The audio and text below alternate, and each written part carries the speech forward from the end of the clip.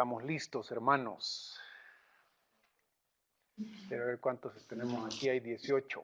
Alfaro quiere configurar la cámara para que le siga. Yo creo que ya la configuré, ¿o no? No me estaba siguiendo hace un momentito. Sí, pues algo ocurrió. Fue Lucas. No. Quizás me la desconfiguró, ¿verdad? Es que aquella vez, sí, ahorita ya no está siguiéndome. Es que la cámara esta se confunde, son cámaras inteligentes.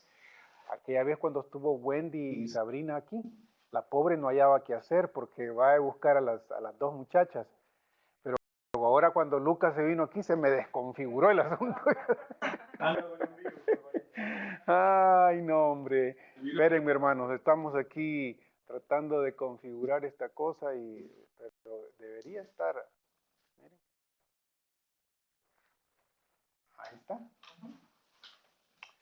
Bueno, hermanos, vamos a comenzar. Buenas tardes a todos. Espero que el Señor los tenga con bien. Oramos por la bendición de Dios sobre todos ustedes, hermanos. Y deseamos que el Señor nos dé fuerzas para estas 2 horas y media que tenemos por delante, más o menos. Ya el final del semestre se acerca rápidamente. Y pues hemos estado aquí, lo crean o no. ¿Cuántas clases tenemos ahorita, muchachos? Ahí grabadas, ¿se acuerdan? 11 semanas. 11 semanas ya. O sea que esta es la 12, digamos, o será la 11. Esta es la 11. Esta es la 11, ok. Muy bien. Oremos, hermanos, y luego continuamos con nuestra clase de antropología teológica. Padre, te doy gracias en esta tarde, noche, por la bendición que tenemos de estar cerca de ti, junto a ti, y que tu presencia, Señor, nos acompañe, aunque nuestros sentidos físicos no te vean, tú has prometido estar con nosotros. Y por fe creemos que tú estás con nosotros. Al mencionar el nombre de nuestro Señor Jesús, al confesar que nos reunimos para honrarlo, al confesar que el propósito de nuestra reunión es crecer en Él, conocerlo mejor a Él y permitir, Señor, que la riqueza tuya fluya a través de Él en nosotros. Padre bondadoso, pedimos que tú nos dirijas ahora en la continuación de nuestra clase. Pedimos que nos des de tu dirección, de tu sabiduría. Padre, tú eres el único maestro por excelencia, Señor. Tu Hijo, nuestro Señor Jesús, nos instruyó a no llamar maestro a ningún otro, sino a solo Él. Que Él es el último maestro normativo, Señor. Lo que nosotros hacemos es repetir sus palabras, es explicar sus palabras, es tratar de que nuestros hermanos comprendan un poquito mejor tus palabras. Y te doy gracias por el privilegio que nos das, Señor, que me das a mí en esta noche, a tantos otros también. Gracias por el don de enseñanza, gracias por los otros dones también, Señor. Padre, bendecimos tu nombre y rogamos que nos permitas gozar de tu presencia y de tu guía en esta oportunidad. Bendice a mis hermanos donde quiera que estén, ayúdales, dales fuerza, provéeles, susténtalos, Señor, si hay necesidad económica o de salud o de familia o de ministerio. Padre, tú conoces los detalles de cada uno de nosotros y en tu mente infinita, Señor, no solo los conoces, sino que cuidas de cada una de estas cosas. No te duermes, dice tu palabra, el Salmo 121. No se duerme el que cuida al pueblo de Dios. Y te damos gracias por eso. Y a ti confesamos nuestra necesidad y pedimos para que resuelva, Señor, nuestras necesidades también. En el nombre de Jesús, nuestro Señor, oramos. Amén. Bien, hermanos, continuamos entonces con nuestra clase de antropología teológica. Recuerden ustedes que estamos cubriendo categoría por categoría. Los teólogos en latín hablaban de loci, L-O-C-I, loci, como los lugares, el lugar teológico, los lugares teológicos. Y de esos lugares teológicos ustedes recordarán En teología sistemática generalmente se reconocen alrededor de unos 10 lugares teológicos, que son las categorías, ¿no? De teología propia, cristología, neumatología, angeliología, antropología, amartiología, la doctrina del pecado, las que vamos a hablar. Nuestro semestre, por ejemplo, terminará después de la doctrina del pecado, termina con la doctrina del hombre, termina con la doctrina del pecado. El siguiente semestre comenzamos con la doctrina de la salvación y vamos a pasar por la doctrina de la iglesia. La doctrina de la salvación tiene un poquito de más espacio porque tiene varios aspectos que tocar, ¿no? Por ejemplo, se habla de la obra de Jesús ahí, se habla de la obra del Espíritu Santo, entre otras cosas. Y luego hasta llegar a la última de estas categorías, o losai, que es la categoría de la escatología o los eventos futuros.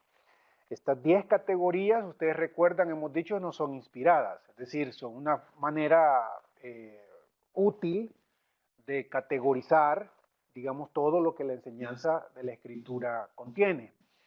Pero uno bien podría pensar en otras categorías que son tan importantes o quizás más importantes que ellas. Al tener estas 10 categorías, así como las he mencionado, ya no las mencioné todas, llegué hasta soteriología, ¿no? Después de amarteología, soteriología, eclesiología. En eclesiología se ven varias cosas y finalmente la escatología.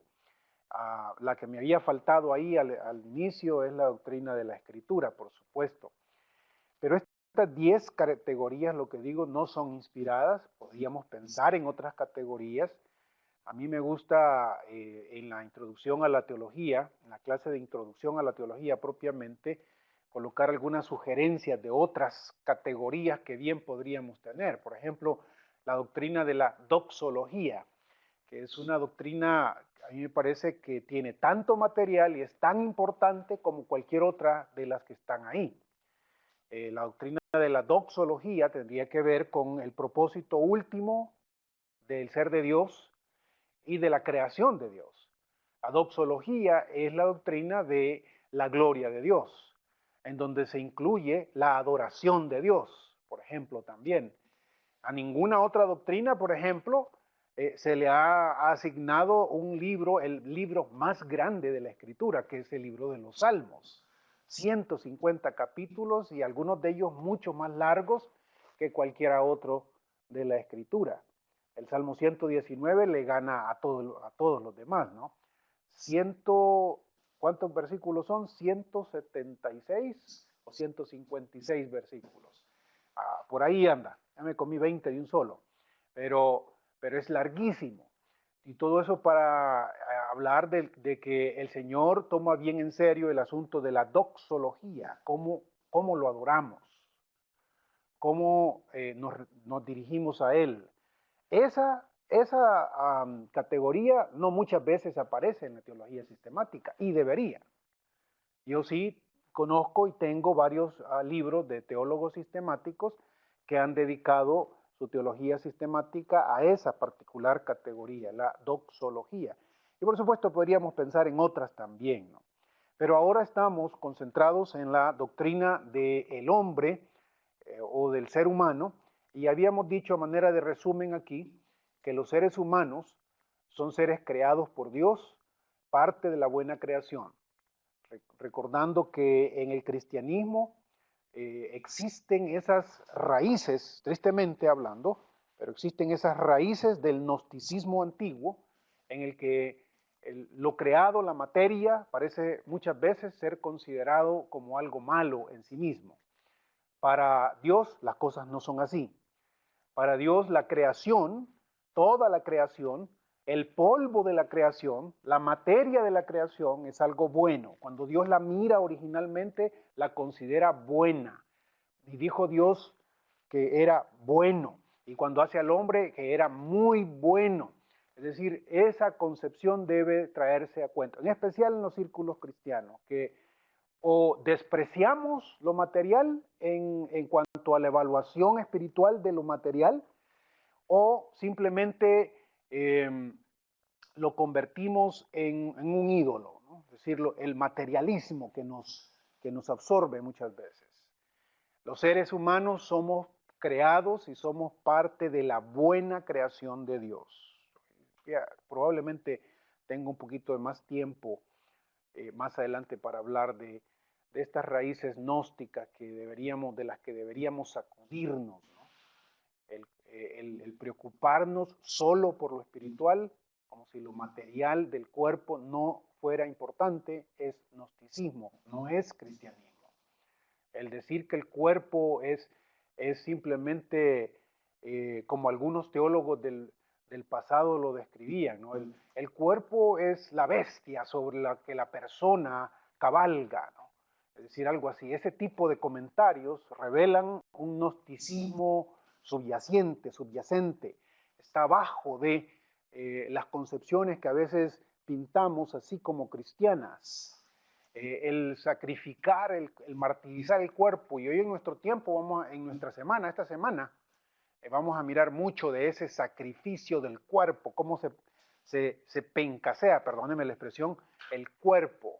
Estaba viendo ahí en Facebook un mini video que pusieron a uno de estos que se ponen a dramatizar la muerte del Señor Jesús y que lo crucifican ahí en una cosa, en una cruz bien alta. Yo no sé en qué país de Latinoamérica fue eso, porque solo lo vi ahí. Y al fulano lo mal cuelgan y lo tienen bien alto así. En una de esas lo jalan mal y se viene desde arriba. ¡Pum, pum! Imagínense, como 10 metros así. ¡Pum, pum! Vaya, pero quería sacrificar el cuerpo. Este quería sufrir, que el cuerpo sufra y por supuesto ustedes van a ver a la gente dándose de latigazos y dándose de... Y ese recorrido de rasparse las rodillas hasta... porque hay que martirizar el cuerpo. No, eso no es cristianismo, es gnosticismo. La buena creación de Dios. Claro, sabemos, ha sido infectada por el pecado, como decimos más adelante, pero somos redimibles y esa es la bendición. El ser humano es redimible. Tenemos la imagen de Dios, ya mencionamos algo sobre eso, volvemos en un momentito sobre eso. Somos seres sexuados que tienen un propósito, el propósito de el sexo en nosotros, la identidad sexual en nosotros, incluye la comunión íntima entre dos personas que son diferentes, que fueron creadas precisamente para que se ayudaran mutuamente, porque lo que yo tengo el otro no lo tiene. No habría sentido de tener a dos individuos que no se complementan, ¿no? El sexo tiene como propósito la comunión íntima, esto es ahora carne de mi carne y hueso de mis huesos. Adán, al ver a su esposa, tiene como propósito también el que seamos seres sexuados, tiene como propósito el ayudarnos mutuamente. Y algunas de estas cuestiones que mencionamos en la relación entre esposo y esposa, hermanos, se proyectan hacia la sociedad también. Esto de ayuda, por ejemplo. La conexión aquí entre Dios crea a un ser humano para que ayude a otro. Dios crea a un ser humano para que ayude a otro y eso no implica inferioridad del que ayuda, porque Dios mismo tiene el título de yo soy tu ayudador, por ejemplo, varias veces. Esto se proyecta a la sociedad y al pueblo de Dios. A Abraham se le dijo que él iba a ser para bendición. O si nosotros de verdad nos consideráramos en primer lugar como gente que ha venido a la tierra para hacer bendición y ayuda de otros, y no a que me ayuden, y no a servirme de los demás. El mismo Señor Jesús va a ejemplificar eso de manera profunda. Por supuesto, como seres sexuados, procreamos. Y el sexo obviamente tiene también el propósito de la procreación, pero importante, y por eso lo puse en este orden, no solo lo de procreación. Algunas personas, otra vez, con ciertas convicciones gnósticas, no encuentran en el sexo más que el propósito de la reproducción. Hace como 2 o 3 años que fuimos a Israel, el guía turístico nos llevó por Jerusalén, ¿no? Alrededor de Jerusalén. y entramos al barrio de los judíos más conservadores. Y entonces la guía de turismo nos dice, una mujerona, ella también judía, hebrea, muy capaz la mujer, nos dice, miren hacia arriba, está multiapartamentos, ¿no? Miren hacia arriba. Había una tendalada de ropa, ¿verdad? Y eso como si estuviéramos en alguno de nuestros países, ¿verdad? Hay una tendalada de sábanas. Y las sábanas, algunas de ellas, tenían un orificio en medio. Un orificio en medio, en las sábanas. Entonces, ¿para qué es esa sábana? Acuérdense que estamos en el barrio más conservador del judaísmo. Esa sábana es la sábana de los esposos. Esa sábana es la que ocupan entre esposos. Se la echan encima y solo tiene un orificio, para que por ahí, obviamente, haya procreación. Entonces, ¿qué pasó? No, hombre, si no se vale, le digo yo, no, esto está difícil, la cosa así, ¿verdad? No, esto no tiene nada que ver. Obviamente hay algo mal está aquí, porque cuando uno lee el texto bíblico, Dios es el Dios del placer, también decíamos, bien puesto, bien colocado en el lugar que Él lo quiere. Él es el de la idea. El placer no es idea de Satanás, ni mucho menos en sí mismo es pecaminoso.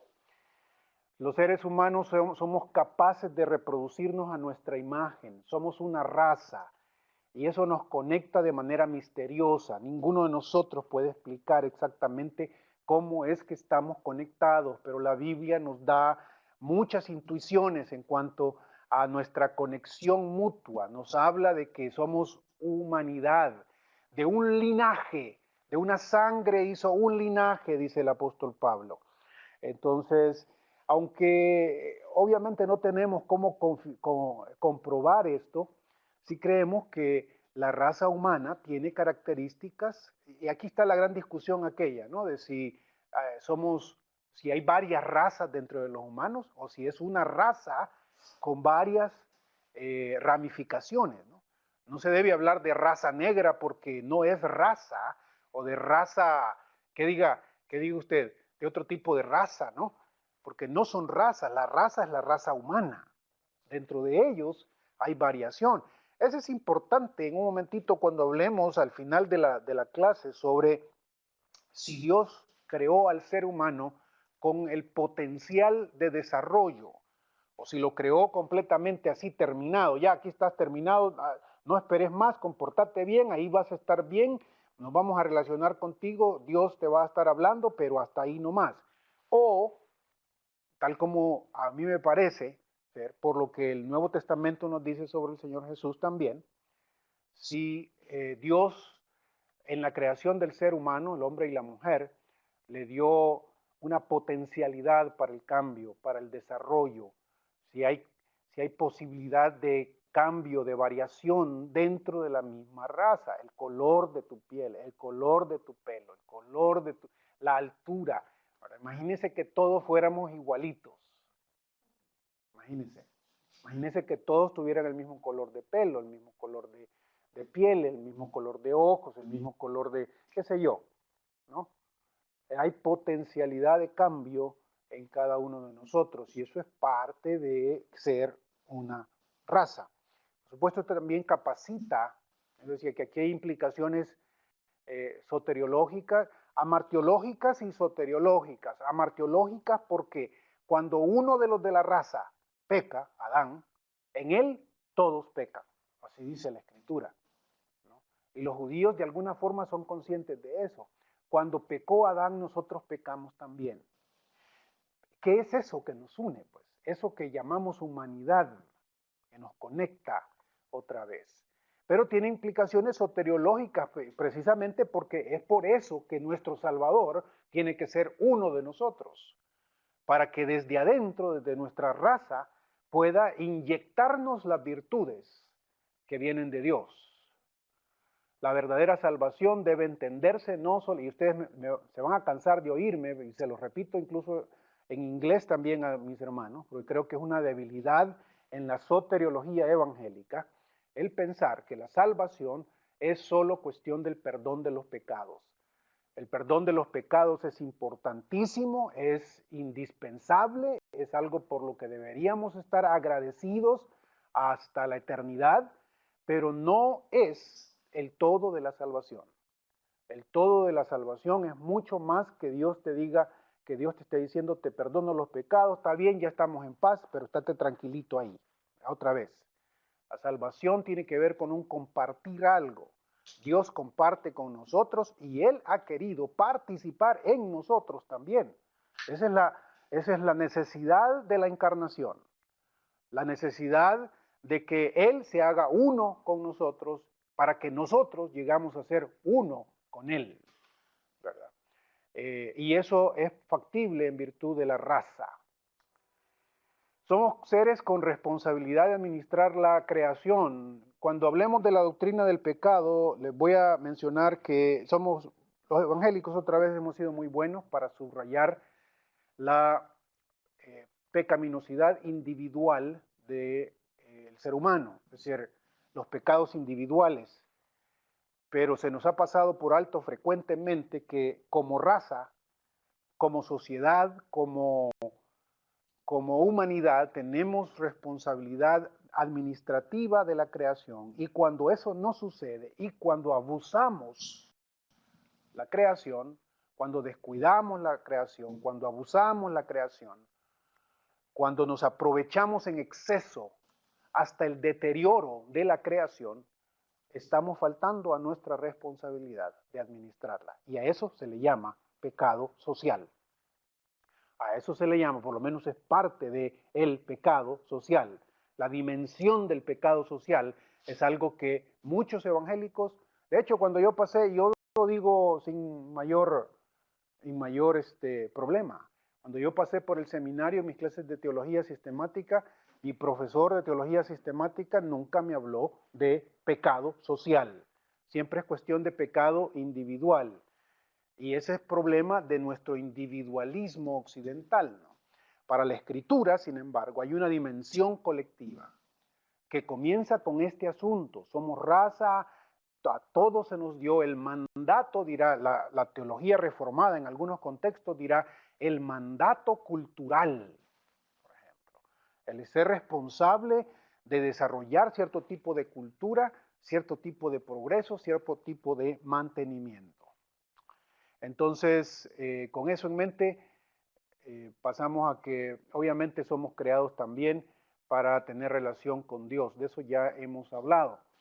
Hablamos de la imagen de Dios y les mencionaba las varias teorías, la del reflejo, la de la relación, la de la racionalidad, la de la reserva, la de responsabilidad que acabo de mencionar, y la de la reserva cristológica, que era importante recordar también. Yo no sé por qué tenemos que optar necesariamente solo por una, les decía también.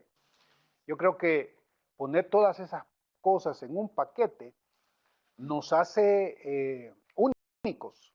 Y la imagen de Dios, pues obviamente, entre otras cosas, parece incluir o implicar esta cualidad única del ser humano, que no tiene otro ser creado. Este ser creado, viéndolo teológicamente, estas son algunas de las cosas principales que deberíamos tener. He estado leyendo un último libro de un famoso teólogo también y físico, en inglés es physicist, y él en su capítulo sobre la identidad humana subraya varias cosas que nos diferencian de los animales.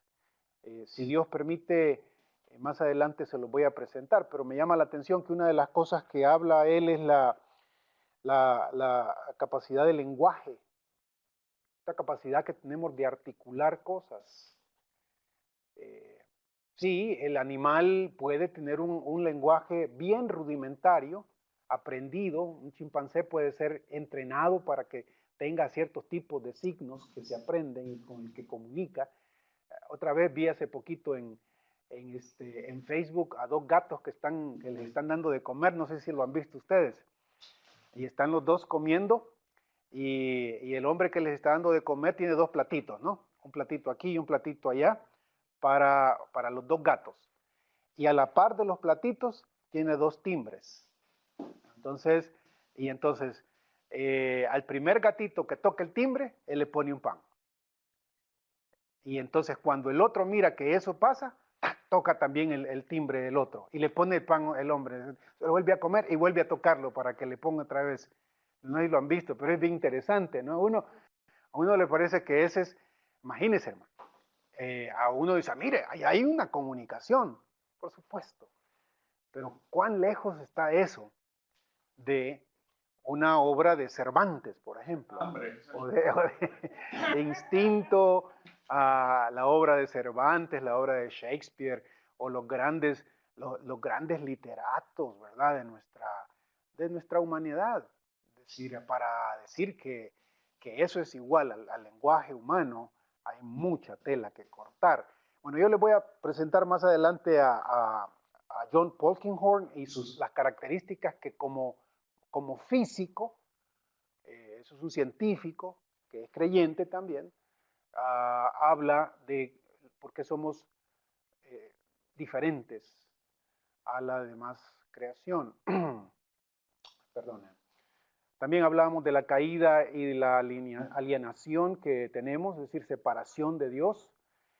Y en nuestro repaso deberíamos recordar que yo les mencioné tres cosas para entender lo que son los humanos. Uno es, obviamente, los pasajes de Génesis 1 al 3, donde se nos habla de la creación del hombre y la mujer, y alguna observación, estudio de esos pasajes es inevitable. Pero el segundo, y aquí quizás, de hecho en mi clase en inglés he invertido el orden. Debería comenzar con Jesús de una sola vez y después hablar de los pasajes de Génesis 1 al 3. Porque les mencioné que hay tres cosas que usted y yo deberíamos hacer para entender lo que somos los seres humanos. Uno, les dije, era leer los capítulos Génesis 1 al 3. Dos, es leer la historia y la persona de nuestro Señor Jesucristo, considerarlo a Él como el ser humano ideal, perfecto, el hombre ideal. Jesús no es solo, escuche esto por favor, no es solo la manifestación o la revelación de Dios al hombre. Es decir, en Jesús, en el rostro de Jesús, no solo miramos el rostro de Dios y cómo Dios es. Es decir, sí, eso es cierto. Al mirar a Jesús deberíamos coincidir que Dios es así como Jesús. Pero no solo eso. En Jesús lo que miramos es cómo Dios nos pinta al verdadero hombre. ¿Cómo es que es el verdadero hombre para Dios? ¿Cuál es el ideal? ¿Con qué ideal nos creó Dios? Las deformaciones que hemos sufrido y que tenemos y por las que luchamos muchas veces, están tan lejos a veces de parecerse a lo que Jesús es como ser humano, ¿verdad? Como hombre. Si yo le pregunto a mis hermanos varones aquí, machos, todos nosotros tenemos un ideal de hombre. ¿Quién es el ideal que usted tiene como hombre? Aquí uno se da cuenta viviendo en Texas que el hombre ideal frecuentemente es el grandote, el que anda con blue jeans, su gran hebillota, sus botas, su sombrerote y su gran picopón, el gran truck ahí, y que puede lazar es muchas veces el hombre Malboro. ¿Se acuerdan ustedes? Algunos de ustedes no se acordarán, pero el hombre Malboro, o sea, aquel fulano, ¿no? Ese es el ideal. Y yo quiero compararme con él, quiero tener lo que él es, y yo sé que voy a ser exitoso, sí, y así debo ser si quiero ser el hombre ideal. Y si nos vamos un poquito más al sur, y si salimos de Texas y empezamos a caminar por Latinoamérica, por México, ¿quién es el hombre ideal de los mexicanos, de los puertorriqueños, de los salvadoreños? ¿Ah? ¿Cómo nos pintamos nosotros? Este es un hombre, ¿ah? Rambo, ¿no? Sí, aunque sea de aquí, queremos ser Rambo, ¿no? Ese tipo de gente, ¿no? Tenemos nuestros ideales y, vaya, el hermano mexicano, ¿no? Es el charro mexicano. Aquí no es el hombre Malboro, aquí es el charro, ¿verdad? El que otra vez, al estilo, ¿cómo se llama? Pedro Infante, Vicente Fernández, que le pasa mucho, cuidado con ser como Vicente Fernández en el sentido de que cuando canta tiene un vozarrón de aquel tremendo, pero cuando habla de una forma que uno no quiere oírlo.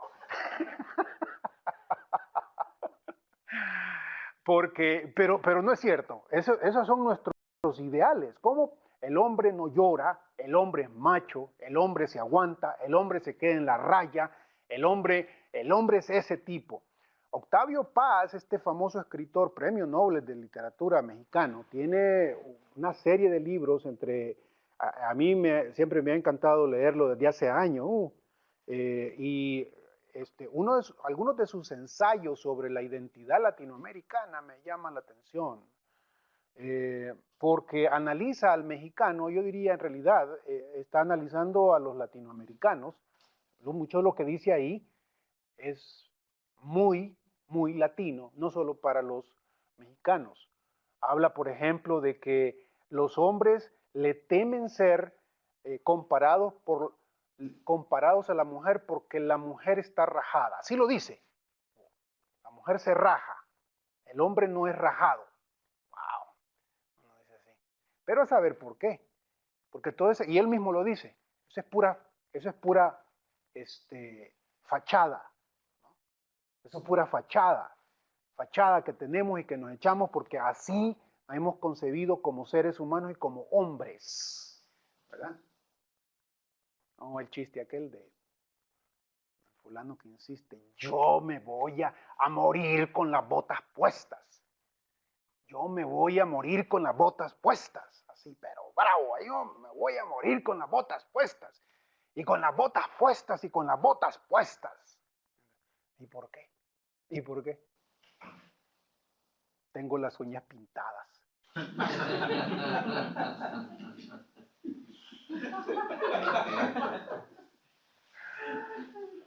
¿Cuál es el ideal que tenemos de ser humano nosotros?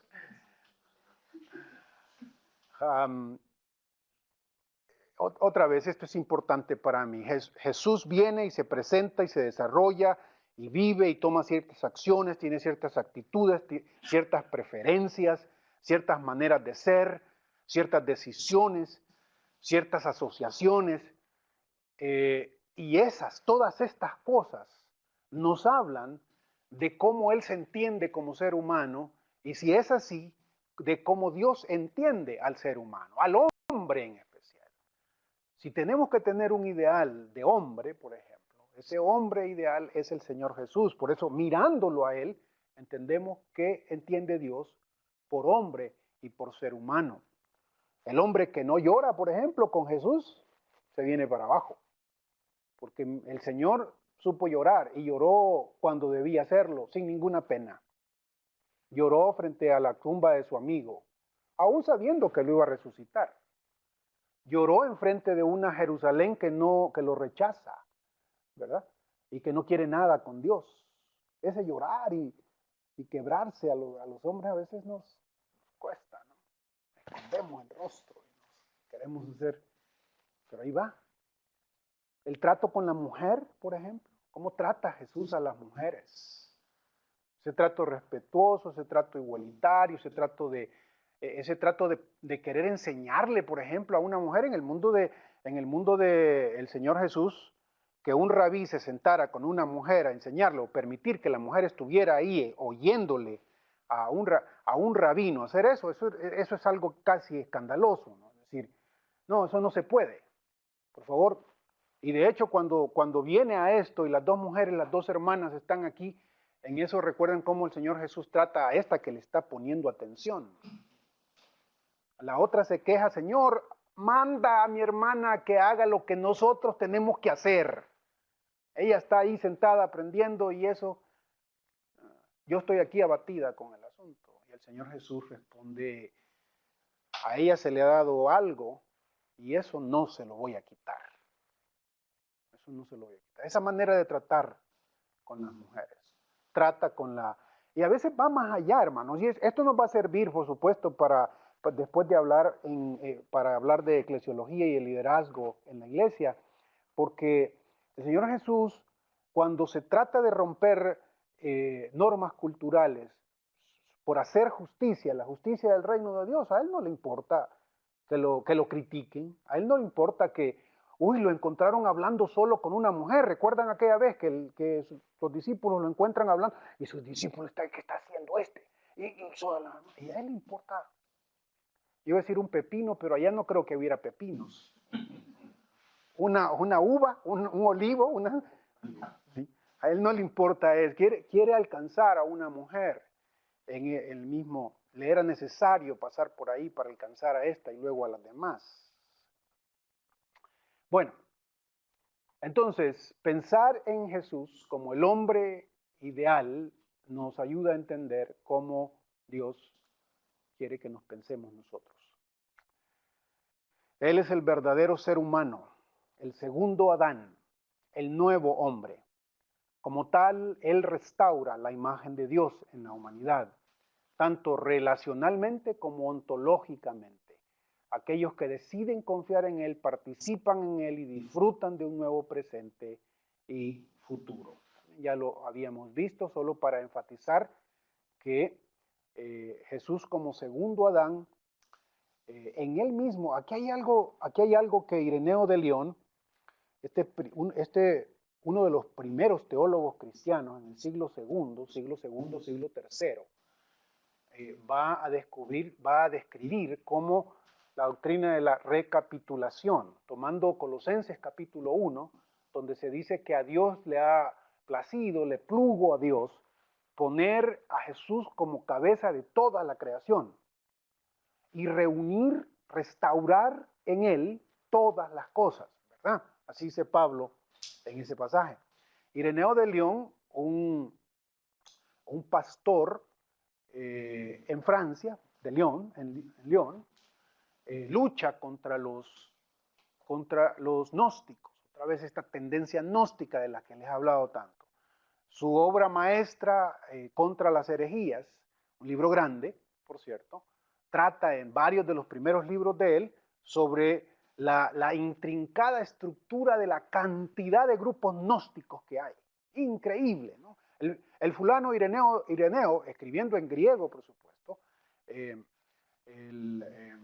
describe con lujo de detalles cómo están ahí para al final, en su último libro, es como su teología sistemática, hablar de lo que Jesús ha hecho como segundo Adán, hablar como lo que Jesús ha tenido que hacer y la importancia de la encarnación, la importancia de que Dios en Jesús ha tomado para sí la creación. Recuerden ustedes que los gnósticos no quieren que Dios se relacione con la materia porque Dios es espíritu y la materia por sí misma es mala.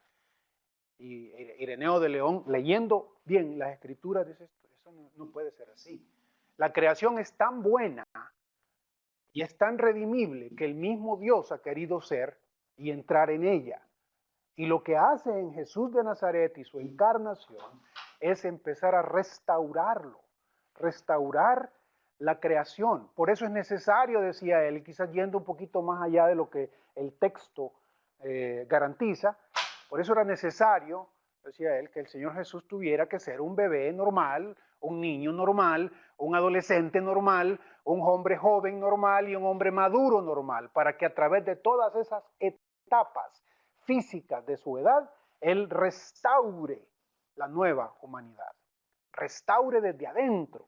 Es decir, hay un elemento no solo aquí, otra vez, hermanos, no solamente nominal, diríamos nosotros, como que Jesús, por ser Dios, viene y te dice, te perdono, o yo voy a pagar por ti tu pecado. Eso es cierto, pero hay más que eso.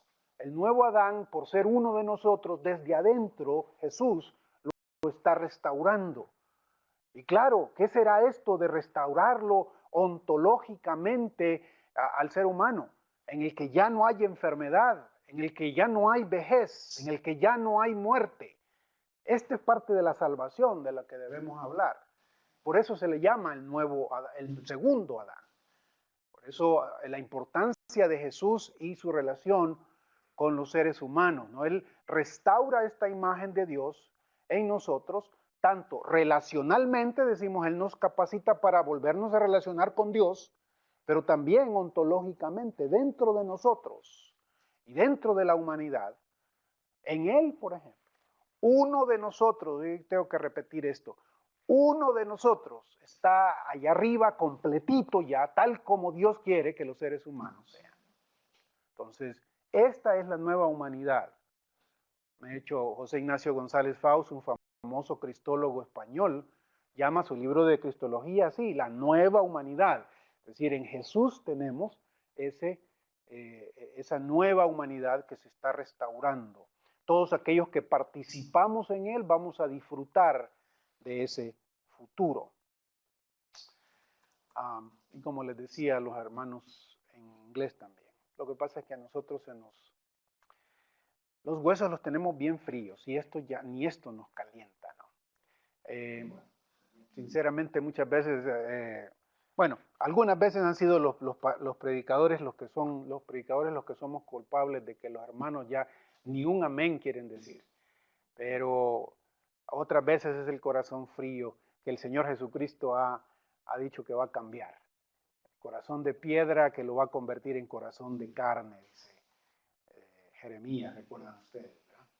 Bueno, Jesús revela a los humanos como aquellos que se pueden redimir, se pueden convertir en hijos de Dios y que tendrán nuevas disposiciones y potencialidades. Estas dos cosas son importantes porque están relacionadas con el pecado también, pero están relacionadas con nuestra naturaleza. Nuevas disposiciones. ¿A usted le gusta trabajar, hermano? Séame honesto. ¿O es como Cantinflas? Yo tengo en mi página de Facebook, en mis videos, un cortito, ¿no? La teología del trabajo de Cantinflas. En donde el fulano dice que no trabaja por razones teológicas, dice. ¿Qué es eso? Que el Señor le mandó y comerás con el sudor de tu frente. ¡Qué cochinada!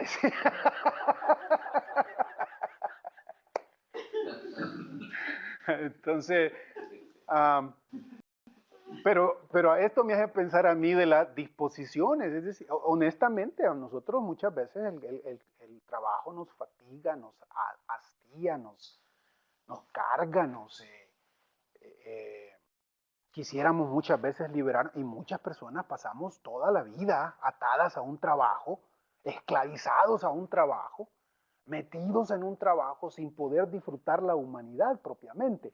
¿Qué significa nuestra humanidad?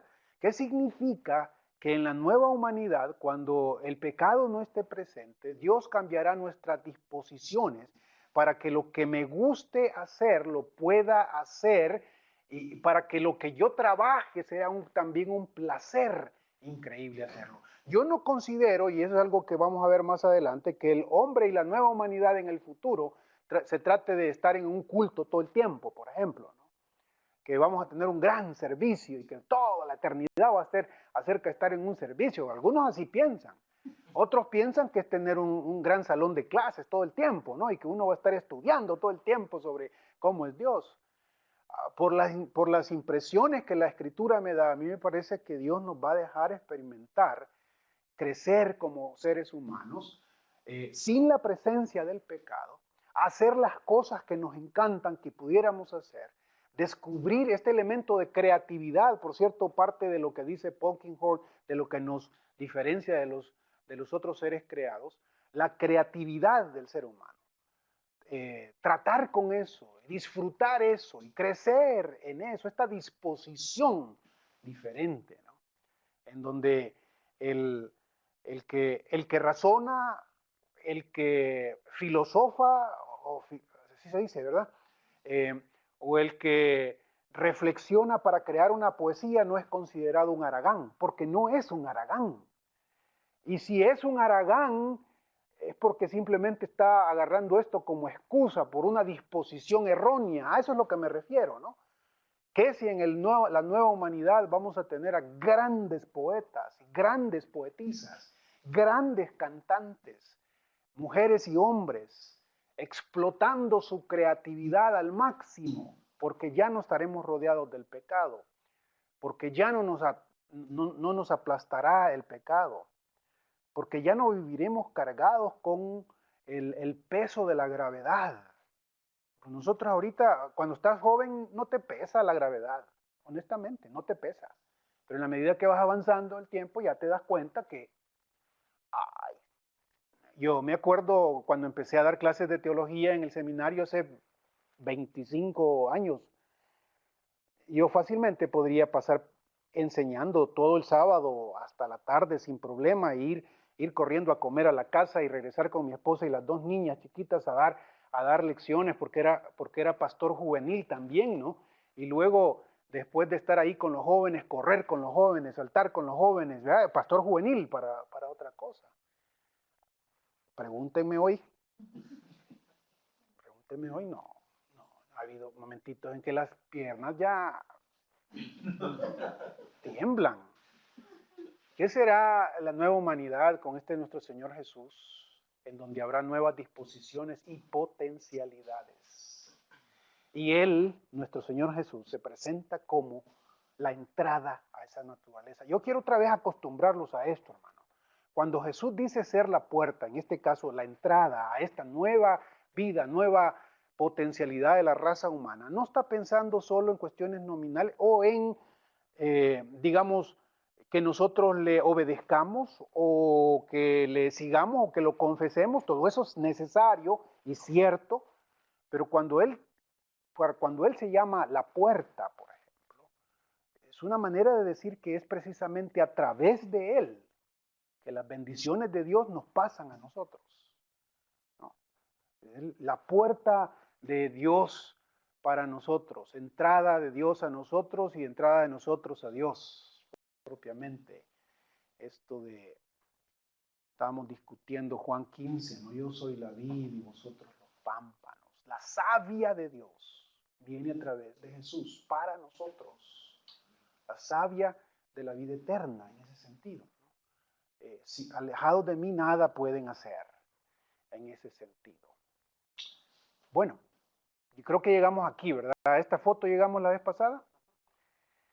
Y les estaba preguntando qué tal, cómo les parece este Jesús. Yo de aquí en adelante estoy esforzándome por cambiarle todas las imágenes a mis PowerPoints y a mis proyectos de las caras que frecuentemente se presentan de Jesús y que nos han hecho pensar en Jesús como ese hombre europeo, alto, delgado, pelo largo, con nariz así al estilo, qué sé yo, ¿no? Ese hombre que es el hombre, el artista de cine. Para Dios, un hombre como como esta cara viene, supuestamente es el modelo de un profesor europeo, un antropólogo, trabajando con diversos números e investigaciones sobre la altura, el peso, la manera de ser, el tipo de pelo del tiempo del Señor Jesús. ¿Y cómo sería un Galileo de aquel entonces? Un Galileo normal, promedio, digamos. No que necesariamente tenga que ser así, pero esta imagen podría estar mucho más cerca de lo que generalmente nosotros pensamos en Jesús. Jesús. A ver, inténtelo, hermano. A ver si se puede. Cuando usted piensa en Jesús, frecuentemente la imagen que tiene en Jesús es el del ese hombre alto otra vez, rubio, o si no rubio, pues casi café su pelo, bigote y barba bien hechita. Y me pregunto cómo se podría hacer eso allá en el tiempo del Señor Jesús, si no había rasuradoras eléctricas. Y aquí con rasuradoras eléctricas comete grandes errores como el que cometí yo hace poquito. me rasuré un pedazo ahí que o me queda como Hitler o me lo quito completamente, porque imagínense en el tiempo del Señor Jesús. No, imagínense a un trabajador de la construcción de nuestro tiempo. Imagínense de hace 2000 años. ¿Cómo conceptualizamos al ser humano? Y por eso, no sé si usted se ha detenido a pensar, pero el Nuevo Testamento no nos dice cómo era Jesús físicamente. ¿O sí? A ver, ¿cuántos versículos podemos citar donde Jesús se describa como un hombre espigado, un hombre fuerte, un hombre... No, parece que nuestros valores, los valores deben ser afectados por lo menos en este sentido. Voy a dar